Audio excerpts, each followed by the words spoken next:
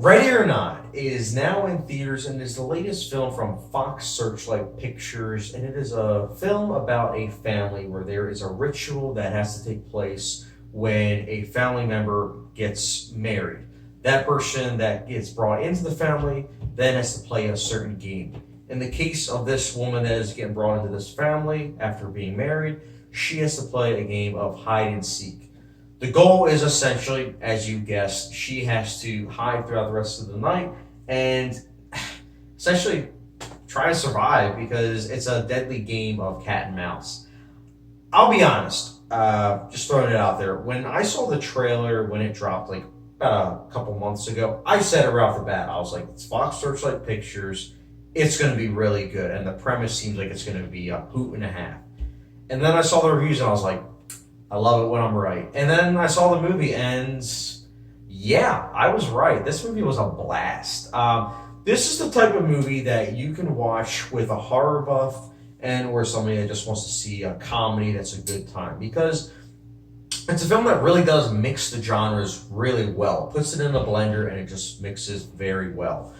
And I love how this movie is so many different movies of the horror genre. I mean, this is like Cabin in the Woods meets like Get Out, meets Texas Chainsaw Massacre in 1974. It's really nice, and I also really liked how the female character was very strong, and she's easily the one that holds the film together. Weaving does a really good job with this role, and I think what's really cool is that these characters are lightly developed, but you really do care about them, and you really do enjoy them. Like, they're very funny, I think. And some of them are deadpan in their humor. Some are just outrageous with their, I don't want to say overacting, because I guess it kind of is, but all of their delivery is just top notch. The pacing is also perfect. It's a gradual build, but when it builds, it really builds to a climax that is great. I mean, the last 10 minutes of this movie, Tarantino would be happy. You can put that on the Blu-ray. Tarantino would be very happy.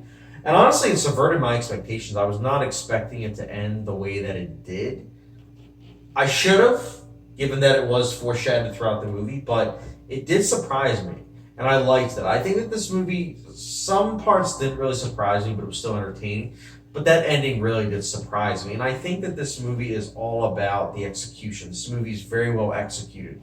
The camera work is also very neat. Some of it is shaky, but at the same time, like, there'll be a shaky camera scene where it's just like following someone, but then it like goes to that person and it's very smooth. So it's like, it doesn't feel cheap because you can tell that there was an expert behind the camera who was like doing it for style purposes and not necessarily just doesn't know how to utilize the camera. And I liked that. Also, the score of Brian Tyler was very unique for a horror film, and I liked that.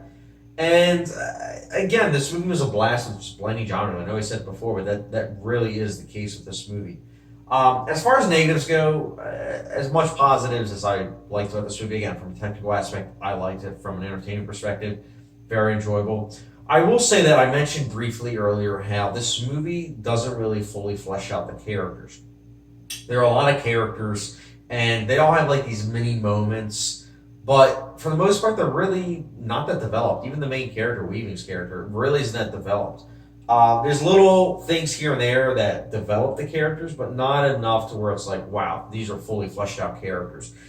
And I get it with an ensemble cast that can sometimes happen, but I do feel as though with certain characters, I kind of wish we knew more about their backstory. But that could just be me as a critic and my perspective on this. I still enjoyed the characters. Don't get me wrong. Every character I really enjoyed with where they're coming from. I just wish I knew more about where they were coming from.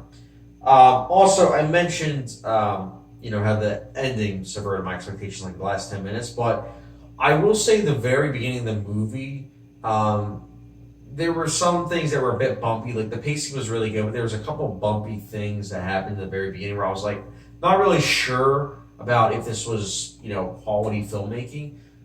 But again, that could just be me with the first viewing. But overall, I still really, really enjoyed Ready or Not. And I think that this might be a movie that upon rewatching, I like it more and more because I can see myself rewatching this movie.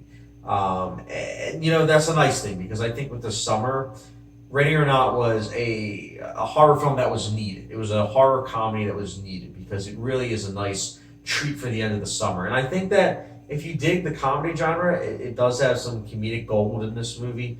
If you like horror movies, it's not scary. It's very, very gory. But I think that there's things for both parties. And at the end of the day, it's nice that you can show a movie that will please fans of both genres.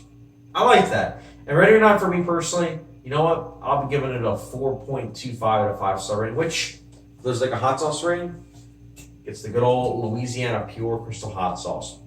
It's a good movie. I was going to give it a 4.5 out of 5, but again, I had like 2 or 3 issues, like minor issues, albeit, but I was still kind of like, let me rewatch this before giving this like a 4.5. Like for now, stick with a B rating because I think it's a good movie with what it's trying to do. It succeeds, and that's admirable. But guys, enough about my thoughts. Ready or Not, what did you think about it? Did you like it? Did you not?